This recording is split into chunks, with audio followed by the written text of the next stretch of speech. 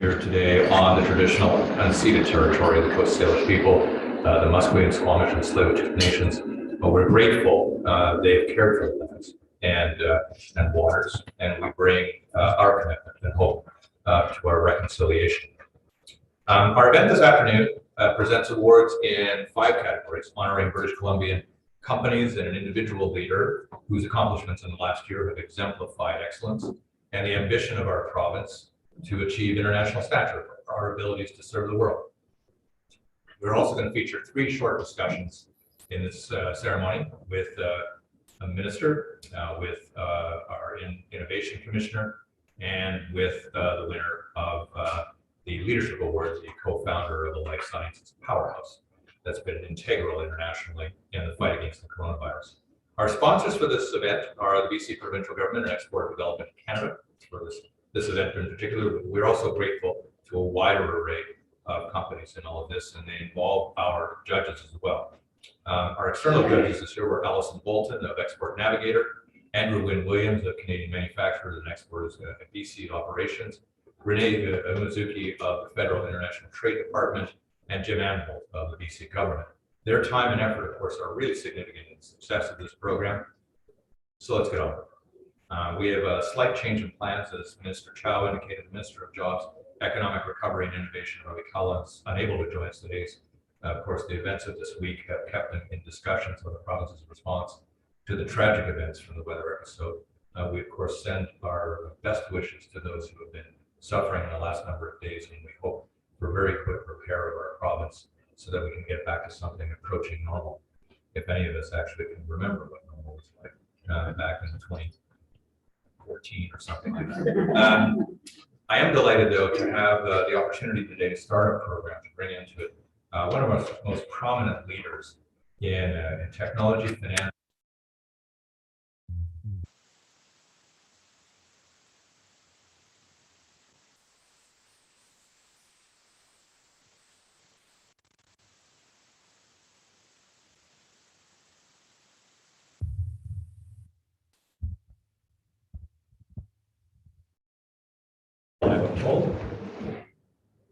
Hey, nice to see you. Good to see you. Nice to see you. Thanks for coming in.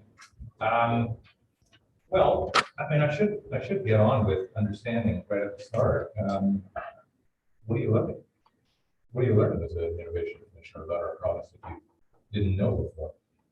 That's interesting, Kurt, because when I first took on this role, it was in the middle of COVID. Actually, I just went to work with you guys. Yeah, I know. I announced my retirement, and that's what I thought. Like every lifetime achievement person does. Yeah. I thought that I was retiring. It's kind of like when your children leave the house and you build a wing on it. Yeah, right, yeah, exactly. it made no sense. Yes. We knew you weren't doing. We keep coming back. Exactly. But anyhow, I had plans to travel. I was going to spend 3 months in Europe, and lots of things were going to happen. I was writing a book about my adventures as a woman pioneer at the dawn of the internet. It was humorous, but I wasn't feeling actually. But things were very funny at the beginning of COVID and going into lockdown. It was I actually didn't enjoy it at all from my own perspective. I'm quite old. I even look old now. I think people know that I'm a senior when I go to the special. Oh my goodness. But anyhow. But at any rate, when the government came to ask me whether or not I'd be interested in becoming the Innovation Commissioner, I said, as long as it's not a ceremonial appointment, I want to do something. I want to actually activate change, and I also want to take advantage of my experience across various sectors of technology and do something to address the climate change thing. So I took it on, and very shortly thereafter, there was an election announcement. So I wasn't allowed to talk to anybody. It was an interruption period. And also, I was trying to learn about technology in this province. And so, because all the conferences were free at that point, they were all virtual, I went to conferences on technology, innovation in forestry, in shipbuilding, in mining, in agriculture, and actually, I'm quite free education. Yeah, I'm very dangerous. I know a lot about, a little about a lot of things, and got very, very, very interested in the impact of technology on our natural resource sector, number one. But I also had a chance to look at the components of the innovation ecosystems, starting with universities, which supply talent and pushing ideas, and then looking at industry, which supplies the market, and then accelerators for startups. Ecology, and then also looking at the venture capital. I think venture capital, looking at the industry side of it, looking at the community, and looking at how the supply and demand works, or in many cases doesn't work in that ecosystem. So what I really learned is that we've been spending too much time on the supply side of innovation. So we put a lot of money into our universities, and we should, and into accelerators, and we should, but we don't look enough at what the demand side of innovation is like, what the market really wants. And I think that, so I've been working very, very hard, and that's actually an opportunity I have at this conference, because the export market is key to the demand side. And so I can talk a lot about this from my own perspective. I was an entrepreneur. What are the questions, or should I just keep rambling? I have a few questions. Go ahead. No, the question is, because I think that's actually a very good summary of where you've gone with this.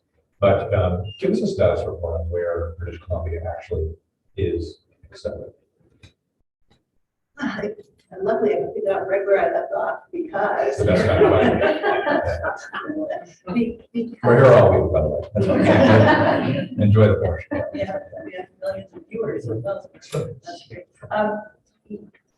I've been in this game a long time, and I've written a lot of reports on technology innovation and what the BC government, or the Canadian government, or international governments can do about building robust technology sectors.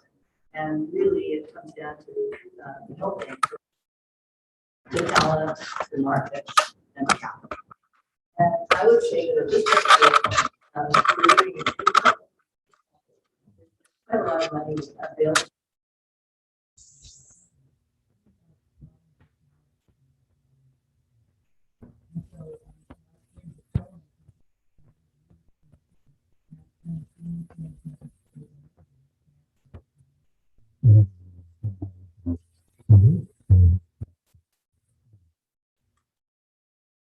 And also the issue is advanced talent.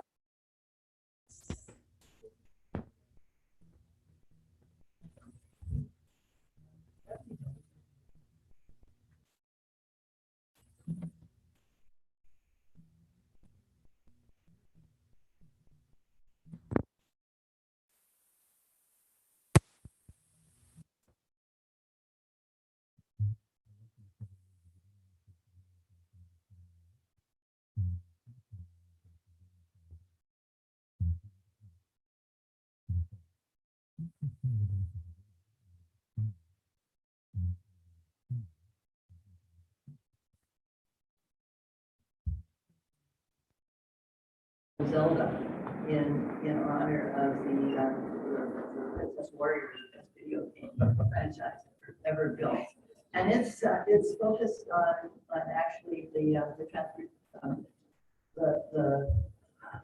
rethinking the transportation industry from the demand side. So we're starting with zero emission light duty vehicles, and we're trying to put together a buyer's club around who would actually buy the technology. And the problem that we're addressing is one that all of you know, but I was going to get to it when we talk about the markets, and that's procurement. So we have an issue here in this province, in this country, that large Canadian corporations and governments do not buy from small companies. And so my Zelda project is trying to address that, Make like the first customer. like the buyer's Yeah. club, Buyer's like a buyer's club Yeah. for BC technology. And to also address, the reduction of greenhouse gas emissions. Okay, so that's your advice, generally speaking, for government. Just focus on demand. Yeah. Look to the market, look to the customers. Okay, then what's your advice to business? Well, businesses telling you the same thing in terms of we need more talent, we need access to markets. And my advice to businesses is doing what they're doing. It looks like right now we see it's finally getting to its promise. And Carl's here. How many unicorns do we have now? 10, 11? The number is, and I'm watching a number of other companies that are quickly coming along stream. So the world's taking note of BC. So continue to do what you're doing. We have the formula. We've always punched above our weight when it comes to startups, and now we're turning the startups into actual, roaring enterprises. And so congratulations to all of you here today who've been nominated. I know something about a number of the companies, and you should be really proud of what you've accomplished. Well, we're really pleased that you are our innovation commissioner, that you chose to have some other chapters beyond the Lifetime Achievement Award, that you got with influential women in business. Now you're here to present an award. So thank you so much, Jerry. Thank you very much.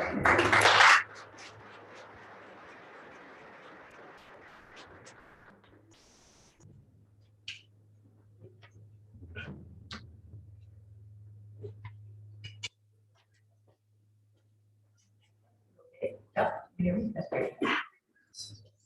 Thanks. Thanks a lot, Kurt. The Professional Services Award recognizes a company that has provided expert advice, technical support, or educational programs to international customers. This year's finalists are Iogo, a Vancouver-based digital health company in cognitive psychology, behavioral economics, and software design to bring about behavior change, remote coaching, and patient support applications.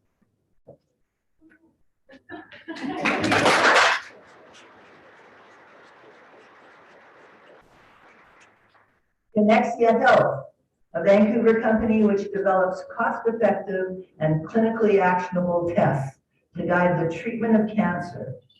Its goal is to make cancer testing accessible to all cancer patients.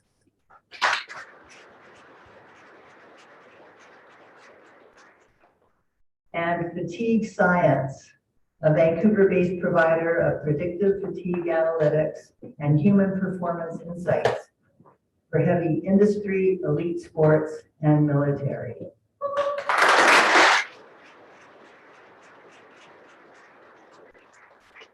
And the winner is Fatigue Science.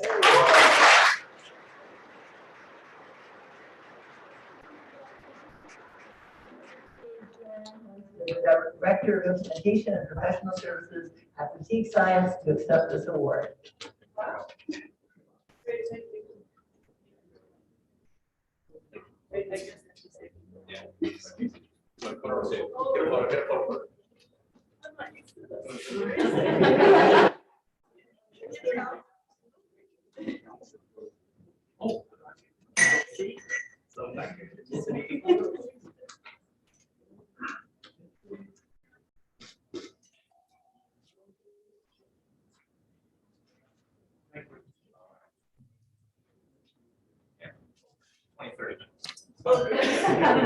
I'll be asleep by then.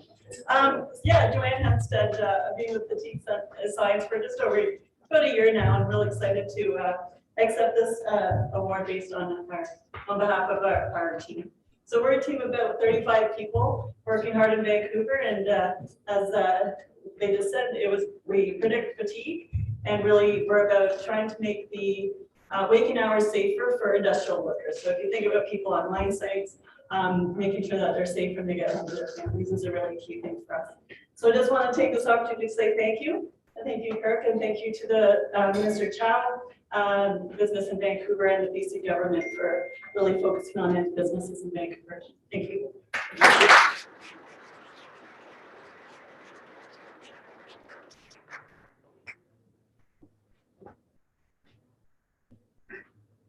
Okay, thanks so much, Jerry, and of course, congratulations to Petite Sciences and Joanne. Our next award is in the manufactured products category, and I want to welcome to the stage Supriya Devgan. She is the of Export Development Canada to make the award. Export Development Canada is a federal export credit agency with a mandate to support and develop trade between Canada and other countries and help Canada's competitiveness in the international marketplace. Please welcome Supriya to the stage.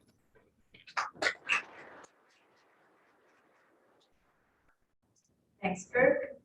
Jerry, when you said access to markets, that's music to our ears. Export Development Canada, of course. The manufactured products category is presented to a company that has built an innovative system or value-added components, machinery, or equipment for industrial and commercial use. The finalists this year are Cellular Robotics, a Burnaby-based engineering solutions company, which designs and produces customized subsea vehicles and drills to perform autonomous and semi-autonomous missions.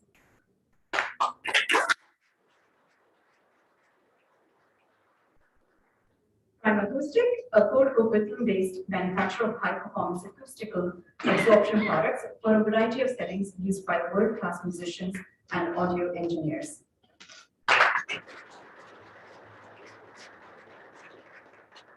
And Sam Group, a Langley-based sustainable forestry products company in timber harvesting, sawmilling, and value-added lumber manufacturing for global distribution.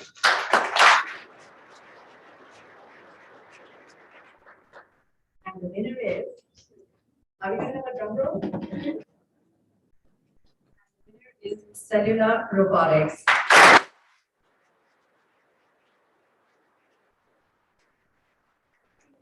Please welcome Eric Johnson, President.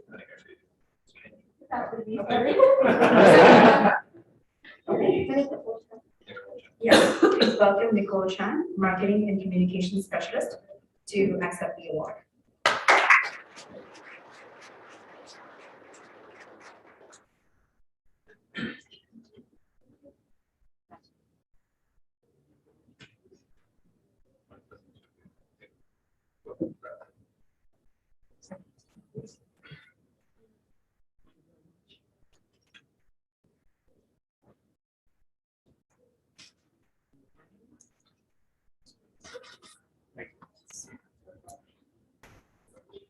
Thank you, Supriya, and congratulations, Nicole, and Cellular Robotics up the stage.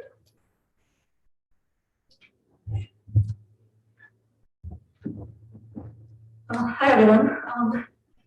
Thank you so much for. We're very honored to win the Manufactured Products Award.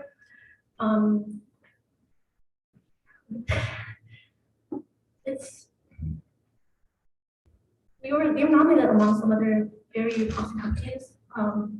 So we're very honored to win the award. We congratulate the other people who also were nominated for this award. Just some background about Cellular. We've been in BC for about 20 years now. We just celebrated our 20th anniversary this year. And our company was started in 2001 by our president, Eric Gasson, who isn't here today. So I'm here. And we started from that one-man consultancy, and over the period of 20 years, we grew to over 40 employees of very talented individuals. We have mechanical engineers, electrical engineers, business development department, quality team, project managers, and financial department that all contributed to us winning this award today. And we're very thankful to our employees for getting us to where we are now. And this award makes us, it helps validate all the efforts we spent making super robotics like subsea seaport drills and autonomous underwater vehicles. So again, very thankful for this award. So I'm so sorry for that.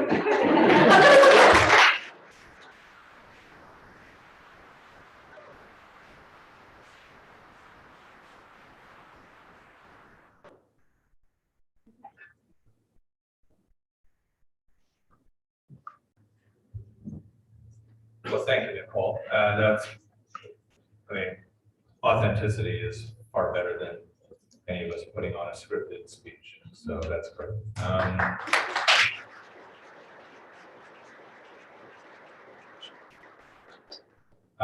want to invite to the stage now for discussion Minister George Chow, the MLA for Vancouver Fraserview, the province's Minister of State and Trade. He's going to have a discussion, then we're going to present the report a little later on. So come on to the stage.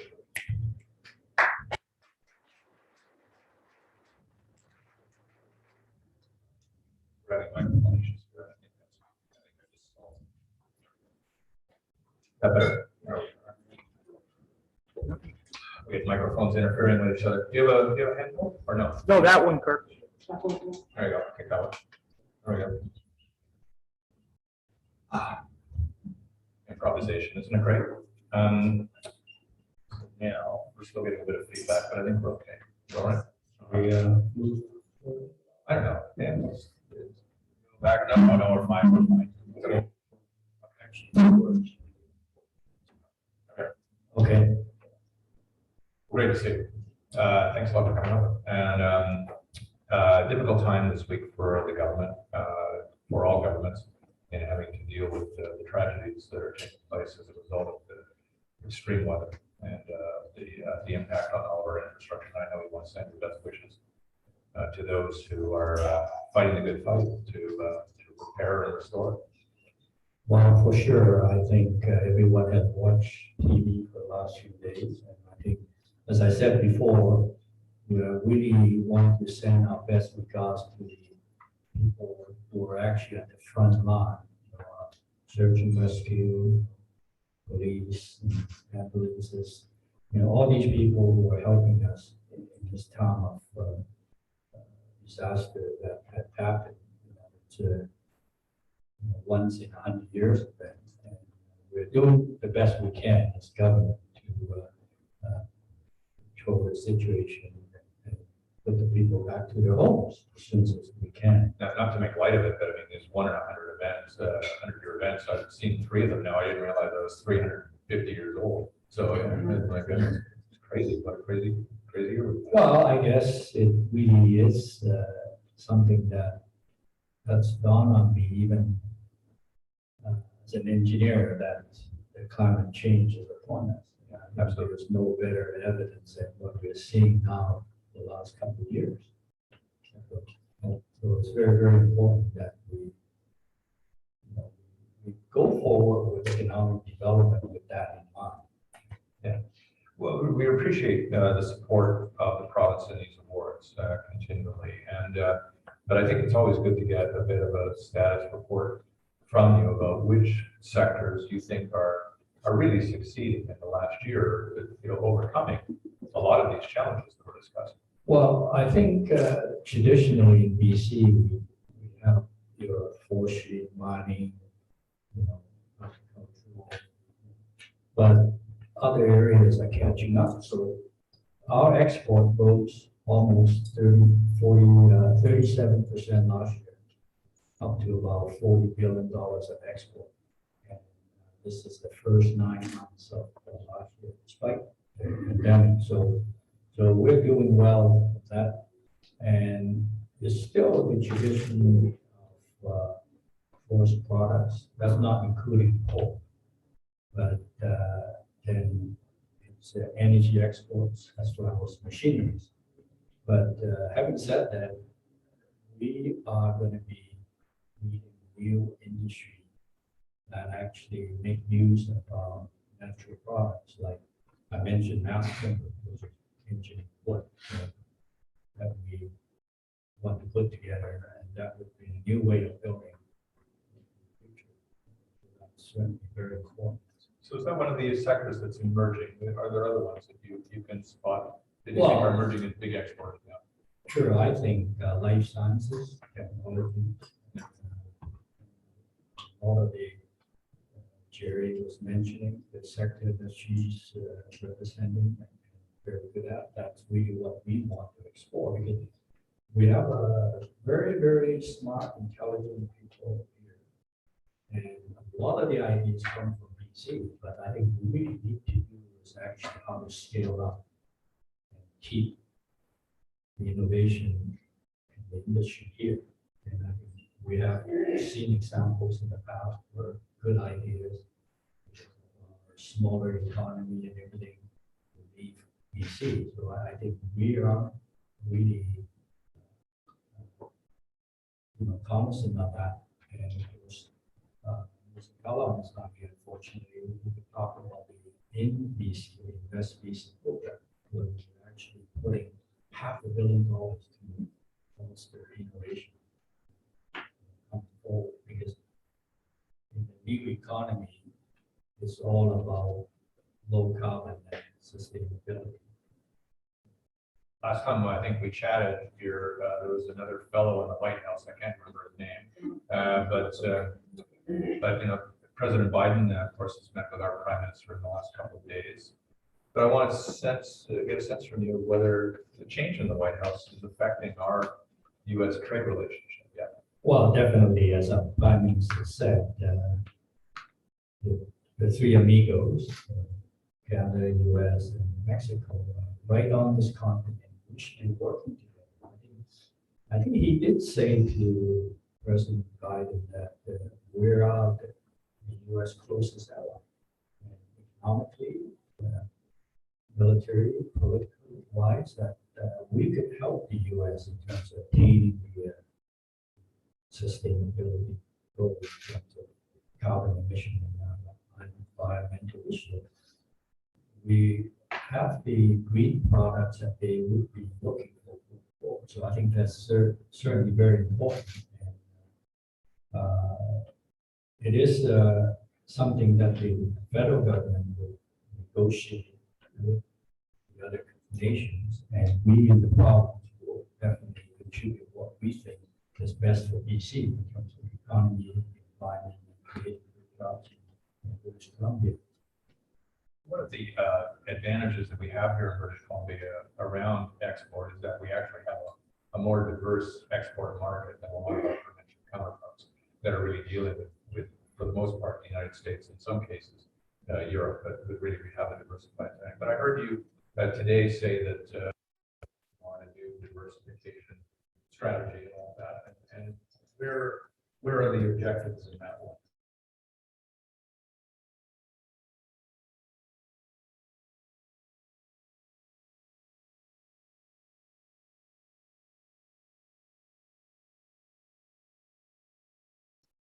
Even though our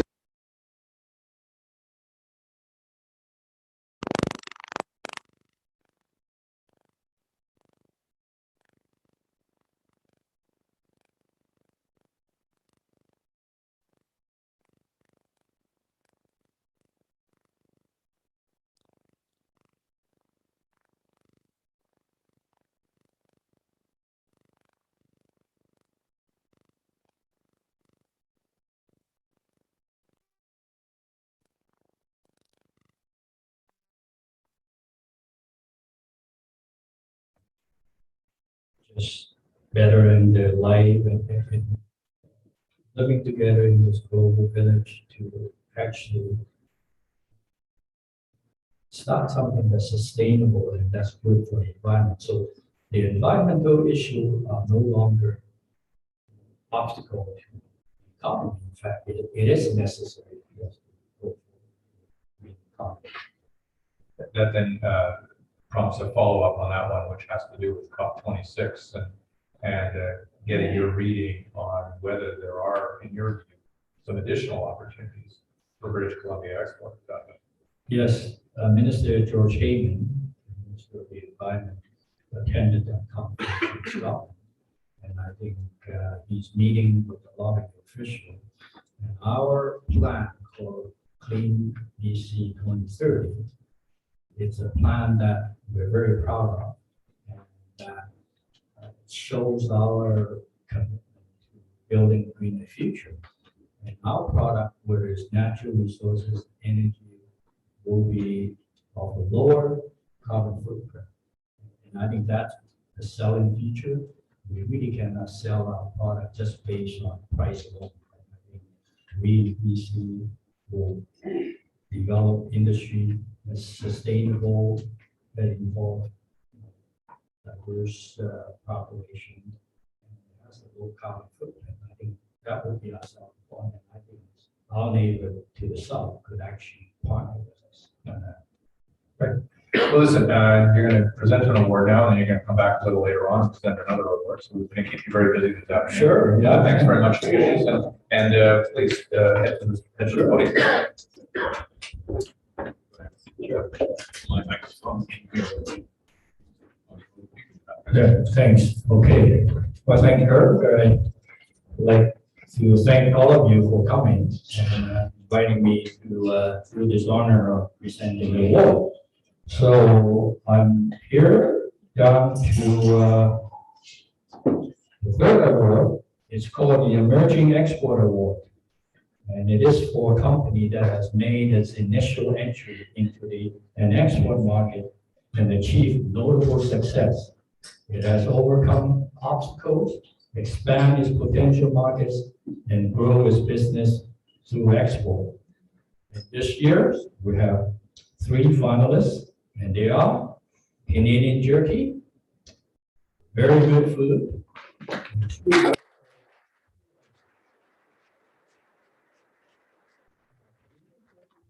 the Surrey bait manufacturer that use air-dried pet food and makes air-dried professional pet food, and they have more than 100 products.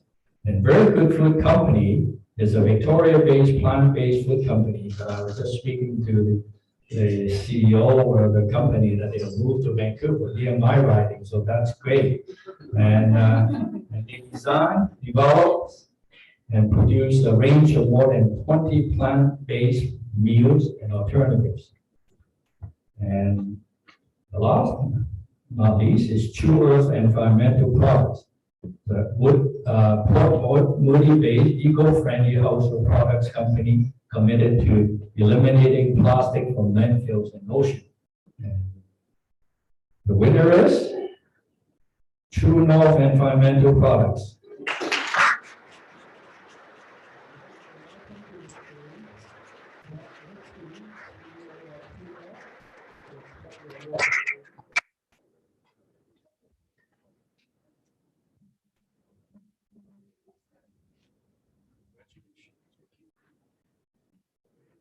Yeah, that's all. Thank you.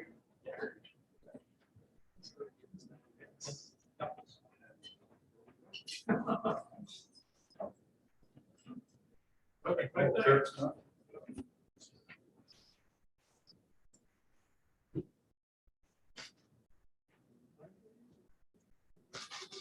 Thank you. I think it's very common.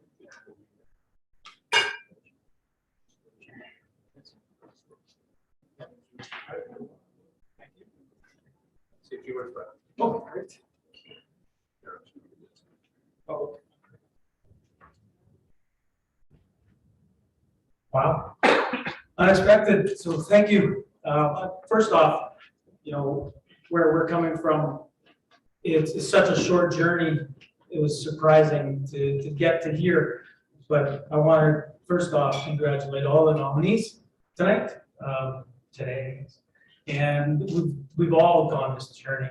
And exporting, as we know right now, is going to be a little bit of a challenge for the next coming days. I also want to take a moment to thank our entire team who's come out. Some of our team come out today. Their other team is hardworking, getting everything out. But more importantly, our 600,000 true change makers across 67 countries. There's the ones that have really made the difference in such a short period of time. We're only 3 years old, and with that, it comes to a point where you've got a movement, and those true change makers are what has created this movement of eradicating plastic from landfills and oceans. We know, believe, and firmly understand that it takes many, many small hinges to swing this very, very big door of climate change. So thank you.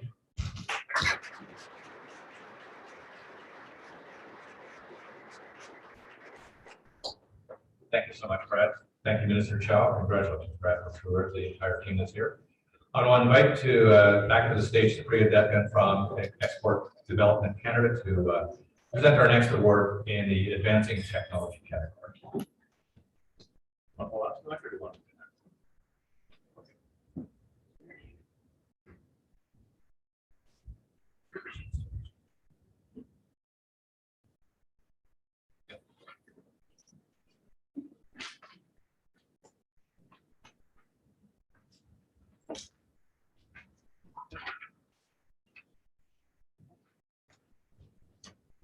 Thanks, Kirk.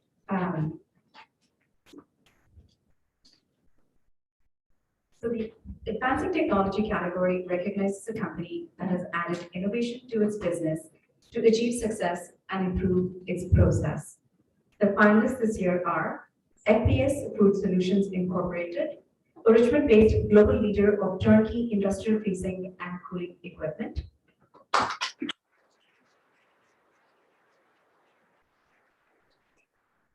Meta Optima Technology Incorporated, a Vancouver digital health company specializing in imaging, analyzing, and documenting skin conditions.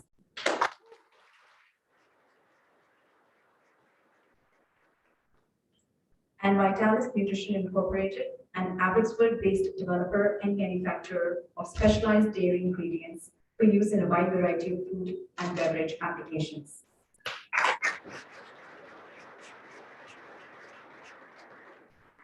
And the winner is, drum roll. The winner is Meta Optima.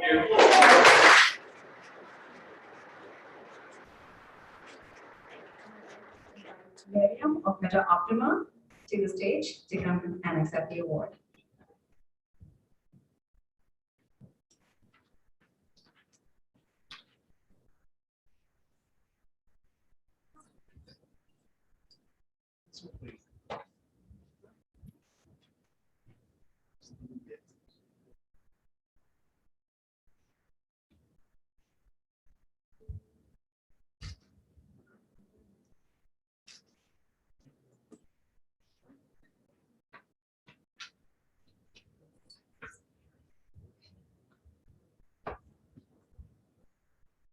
Thank you so much. Thanks for this opportunity and congrats to all the companies here. I know we all worked very, very hard, especially in the last 2 years. Business was difficult, let alone exporting, and from this part of the world, like during pandemic. I'm really proud to present a team of scientists, engineers, students, and also our investors who helped us to be here, build what we have, and actually sell and commercialize and achieve what we've achieved. But also I want to thank, I always say this is part of our family, many amazing programs in Canada. As an immigrant coming to Canada, building, actually finishing my PhD, of course, like building a business, really taking science from my labs to, for companies to build their product and sell the product. We have amazing programs and select my tax, CIHR, NRCIRA, and trade commissioners.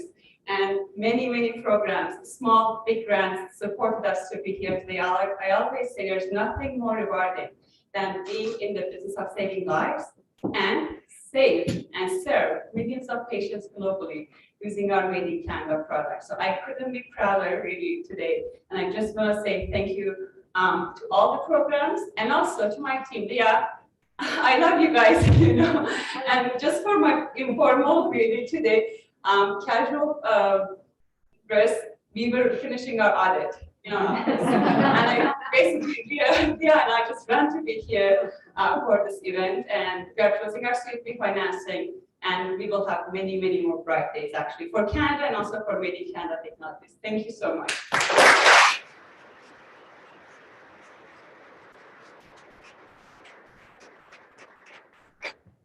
In an awfully good mood for completing an audit. What do you have for lunch? Anyway, thank you so much. Miriam Sadeghi is the CEO and the co-founder of Meta Optima. And also thank you, Supriya, for your help today. And congratulations, of course, to Miriam and Meta Optima's team. I want to welcome back to the podium, present the Leadership Award, again, the Minister of State for Trade, George Chen.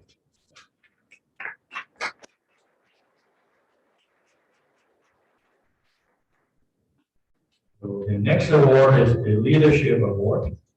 And this award recognizes an individual known for championing the cause of exporting in BC within their industry or field of experience.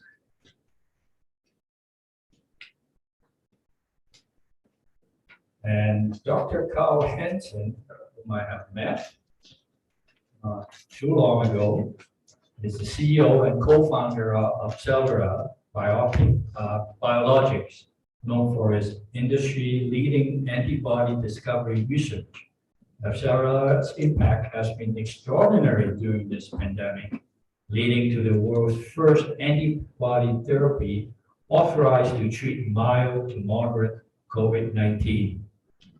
It has produced or led 90 peer-reviewed manuscripts and abstracts, more than 75 patent applications, 8 commercial products, 2 of BC's fastest growing biotechnology company, and the employment of 300 new jobs in BC. Thank you, Dr. Hansen. And the field for this award was strong, but the judges agreed that his leadership mattered immensely in the global fight to tame the coronavirus. To accept the award, please welcome to the stage Dr. Carl Hansen.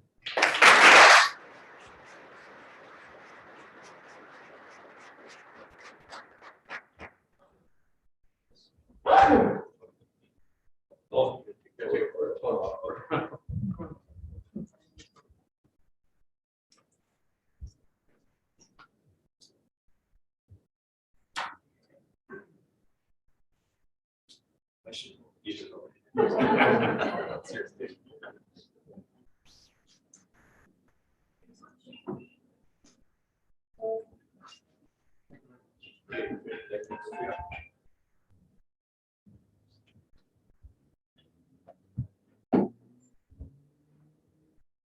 Well, thank you. What an honor to get this award. Particularly an honor in this crowd that is celebrating so many people that are building things, building companies that help to make the economy stronger, help to make Canada a strong force and take its place globally. We work in the high-tech sector, and we are perhaps a bit of an unusual company to be recognized for exports. What we export is not something you can hold in your hand. We export access to innovation, access to technologies, and we send back to our clients the information and the data that helps them to fulfill their missions in taking basic biological insights and moving those more quickly into therapies that can be tested in the clinic and that ultimately become the tools to help treat and prevent disease. This is a leadership award, so it's an individual award, but I always feel it is much more a recognition of the work of the now 370 women and men that we employ, the vast majority here in Vancouver, but many others in Australia and in the United States.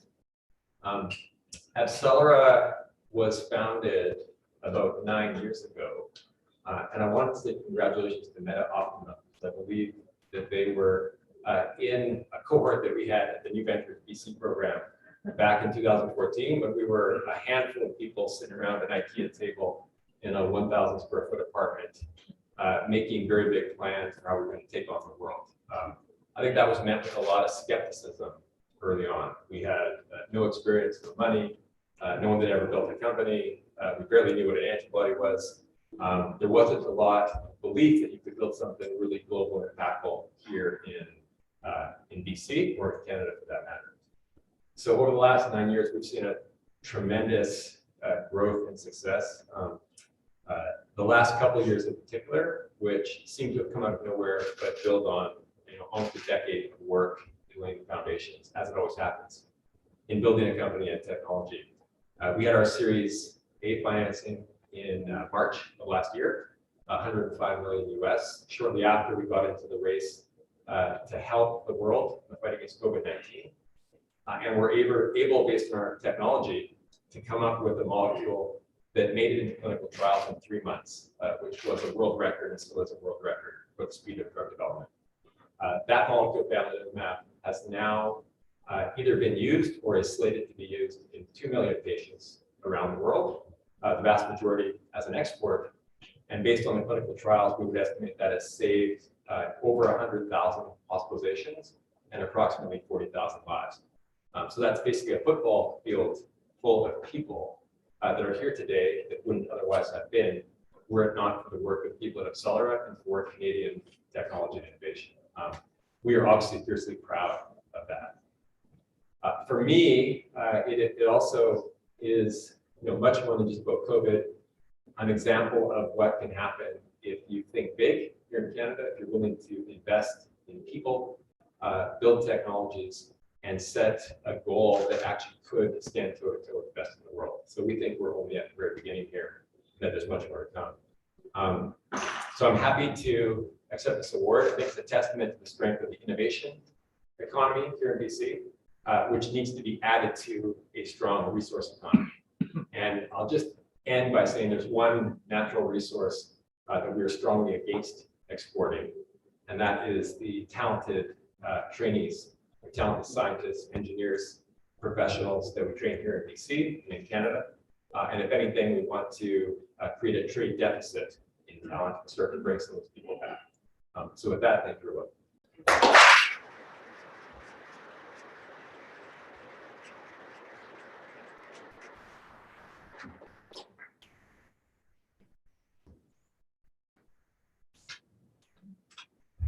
Oh, well, you've got tighter stripes on your socks. I noticed. You fired up? Yeah, there you are. Okay, that's good. Well, tell me the first moment that you realized that a life had been saved. So it was, I don't remember the date exactly. And it's difficult to know when a life was actually saved. Of course, it's probabilistic. You send a drug into the world that treats a patient. If you succeeded, you don't know that patient would have otherwise died. But once you've treated a certain number, you have increasing certainty that that's happened. I think for me, the moment that really stands out is about 3 months after beginning the sprint in March. And we were working closely with one of our partners, Eli Lilly, a global pharmaceutical company, that was working with us on the manufacturing and the clinical testing. And there was an immense race to get this to happen, so sprinting overnight. And we were waiting for word from the FDA so we could be allowed to start testing. Late at night, I was working in the office with Tiffany and Murray, and I got a call from the CSO of the league, letting us know that the first dose had been given to a patient. And I can remember the emotional rush that was to see that happen. It's something, if you work in biotech, you often never see that in your entire career. To see it happen so quickly is really something that sticks with us. And did you then know that it would sprawl, spread, save like this? I think at that point, when we began the work with COVID-19, I don't think we fully appreciated just how serious a problem this would be, what the impact would be economically in terms of human life. By the time the first antibody was tested in the clinic, that was true. So we knew it would be a big deal, and we were very confident in the technology and in that molecule, so we believed it would work. Of course, it took some time to read out, but that was a remarkable course of sense. I want to press a little bit more on this sense of discovery, and I want to hear in your words what it's like to have a eureka moment.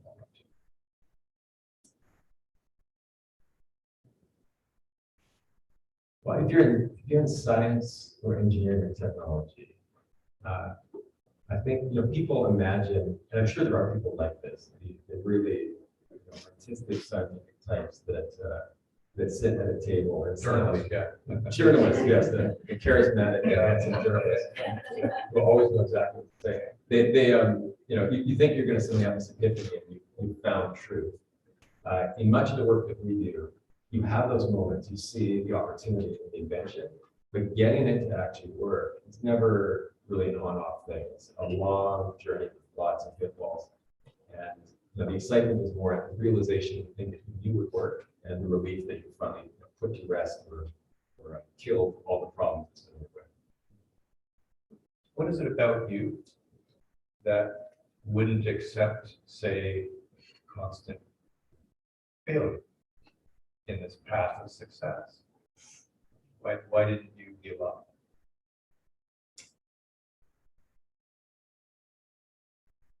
Yeah, that's a great question. I think it's not just me. It is, let me take that another direction. I think I've had the good fortune to train with some great scientists, particularly in the United States where I did my graduate. And I got to see firsthand the people that from Canada we often look at as being those that are driving innovation and building companies. And on one hand, that is impressive. You get to see what good looks like and helps to set a standard. On the other hand, I realized quickly that there was every bit as much talent and every bit as much potential in the people that I had trained with at UBC. So the reason you don't quit is you have to have faith that it's not a dumb idea, that it's possible. But you also realize that you have with your team, in yourself, in your sector, in the country, every bit as much right to have that breakthrough with someone else. They only don't stop on that turn. So it's more about that understanding and just being dogged and tough and finding a way through it. One of the other things that you're credited with, your company's credited with, is a reframing of a business model and therapeutic advice. And tell us, try to keep it simple, just the guy here, and try to keep it simple, but how did you reframe the business model? Yeah, that's a terrific question. When we started off, we were technologists, and we thought, look at the way that this class of drugs is being developed. It's literally being developed based on an underpinning of technologies that were invented back in the 1970s and 80s.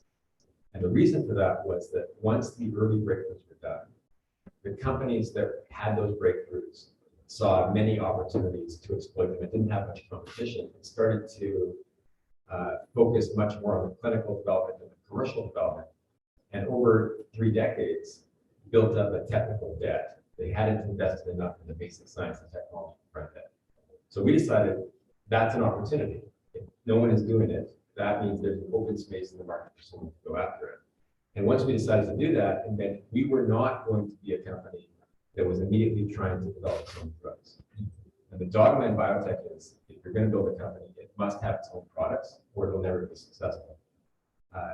But we thought instead, if everyone is doing that, then someone should do the hard work and the heavy lifting to reinvent the platforms on which that innovation can happen. The infrastructure. And so, by doing that and working with the world instead of just closing our doors and working by ourselves, we help everyone in the sector to do better, and we participate a little bit in every one of the molecules and help drive drugs to patients faster, help our clients do better, help shorten the timelines and the cost of drug development, and at the same time, build value without taking on the giant risk that is normally associated with doing drugs, which is something that works only one time out of 20. So unless you live a very long time, it's hard to do that rationally. Nice. So you have a small office below our parent company on Yukon. I hope they're not bothering you too much and keeping you up at night, that kind of thing. But there's construction going on all around parts of the city that I'm in our office and business in Vancouver. How did you decide once and for all to stay in Vancouver? Well, we do have some operations outside of Vancouver, and we intend to be a global company, so it's inevitable we will have locations in Australia. We acquired a company just recently in Boston. But we believe that Vancouver has some tremendous advantages in building a company like ours. Our company relies on this mix of scientists, engineers, software developers, data scientists, and we need them not 3 or 4. We need them at scale. We need hundreds or thousands over the coming years. And Vancouver has these wonderful universities. We train great people, and we realize that most of those people are being sucked away. They're going to find opportunities south of the border. And if you're a company that needs that highly skilled workforce, talent is the limiter. And being in a place where people want to stay where they're trained And where there aren't as many opportunities as there should be, unfortunately, and we're trying to remedy that, is a big advantage. So the talent is, probably the first reason. The other reason is we are Canadians, we are fiercely proud, and it means something to me, and I think everyone in the company, not just to build a great company, but to show the world this can happen here and to send a message across the company, across the country, that can happen in other sectors and other places. Nice. I know you're a runner. You probably can't believe I'm a runner too. But I want to know, I probably know the answer to this question. Where do you get your best thinking done? I think you set me up there. I get my best thinking done when I'm running. I think it's when you're at work, you're faced with the problems of the day. You're just engaging your problem solving, your logical side. When you run and get away, that's when your subconscious works. And I find those creative ideas when I'm not at work and not thinking about it. So that's either true or it's a rationalization so that I can justify spending a couple hours in the morning. Are you at that point where you run too long and you've forgotten the great idea that you had 8 kilometers ago kind of thing? I'm at the age where I'm not able to run too long. So. Last question, and you've been very generous with your time. But I think a lot of people in the room here would like to know a little bit of the secret sauce here and a little bit of what advice you would give them in order to try to carve out somewhat the same path that you have individually and with a team, and what your best pieces of advice might be. Yeah, I don't think there's one, but a few things come to mind, maybe 3 things come to mind right away. The first is that to have the opportunity to build a truly great business, you need to think for yourself. You need to actually not try to follow what someone else has done, but look at an opportunity and try to find that truth, that open opportunity that you believe is there, but that has been missed or neglected or looked too difficult to get. Then once you do that, you'll find immediately no one believes you because no one has done it before, and then it requires conviction and endurance to see it through. And then the last piece, which is the most important piece, and probably should be the first, is you need to get the right people together early on in the company. That's not about getting the right skills or CV. It's about getting the right mix of personalities that share enough common vision and have the energy and will see it through together and work well. And that last piece is the hardest piece to do. And despite the fact we started the company with no assets and no advantages on paper, we did have that. I think that was the most important. You got to confide in me. Did you keep a list of all the people who said you couldn't do it? I've got a very long list. You go to them every once in a while, you bump into them on the street and you go, hey, nice thought of there. Yeah, thanks for that. When I was keeping the list, I thought it would be so satisfying to send all the I told you so's, but it turned out that once we became very successful, the I told you so's came in and they were very gracious. And so I kind of got robbed of that opportunity, but it's definitely satisfying. Okay. Well, look, thanks so much for your help today. Congratulations on the award. And we'll continue with our program. Thank you, Dr. Callahan.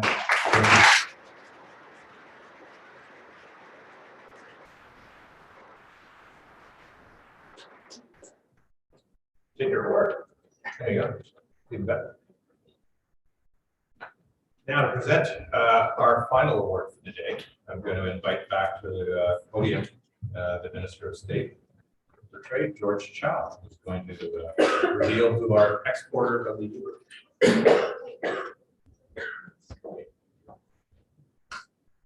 Thank you, Kirk. And so our finalists are for the Exporter of the Year award.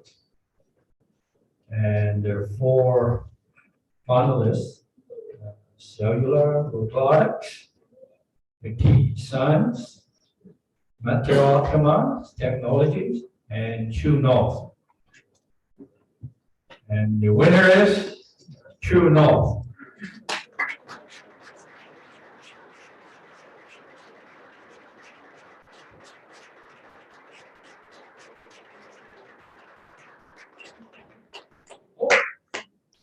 Yeah, sure.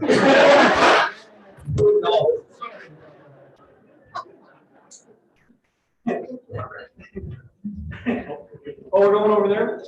No. That's awesome. That's true, no. That's true. Hey, thank you. Yeah. Proud no matter what. We're young, right? Yeah. You'll get it. Okay.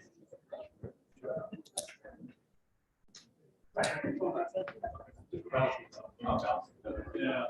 Which way? Up the right. Thank you. I love it. So.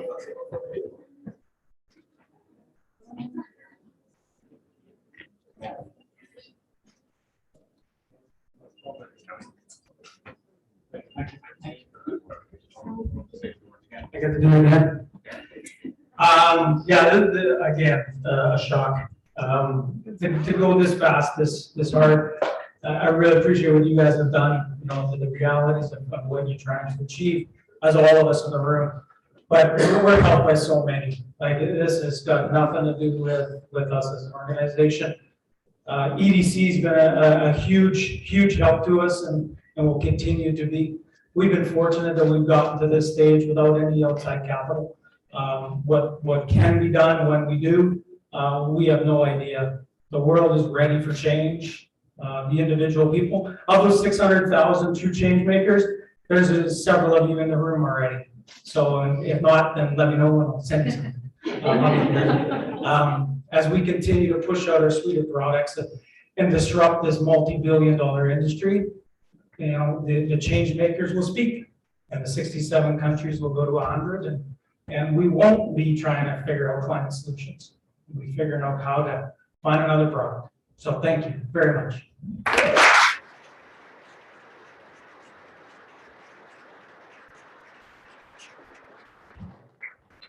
Thank you, Mr. Cho, and congratulations again to True South.